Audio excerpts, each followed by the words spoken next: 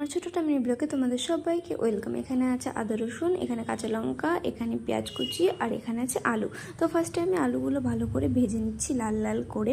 যতক্ষণ না আলুগুলো লাল লাল করে ভাজা হচ্ছে ততক্ষণ আমি আঁচ কমিয়ে হালকা আছে আমি আলুগুলো ভেজে নেব। এবার আমি পেঁয়াজটাকে ভালো করে ভেজে নিয়ে আদা রসুন কাঁচা লঙ্কার যে পেস্টটা ছিল সেটা আমি ঢেলে দিয়ে ভালো করে 5 মিনিট মতো এখানে রান্না করে নেব।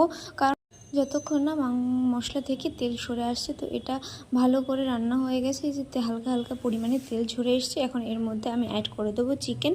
তো চিকেনটাকে ভালো করে অ্যাড করে দিয়ে এটাকে ততক্ষণ পর্যন্ত ভালো করে রান্না করতে হবে যতক্ষণ না এটা ভালো করে মাংসটা মশলার সাথে মিক্স হয়ে যাচ্ছে। তো এরপরে আমি ভাজা আলুগুলো ভালো করে দিয়ে দিচ্ছি। এই যে আমার মাংস কিন্তু অলমোস্ট কষানো হয়ে গেছে। এটা একটা সিম্পল রান্না, খুবই সহজ। এরপর এখানে আমি জল অ্যাড করে দিচ্ছি, এখানে কোনো রকমের গুঁড়ো মশলা ইউজ হয়নি। তো এই যে আমার মাংস রেডি। তো টাটা।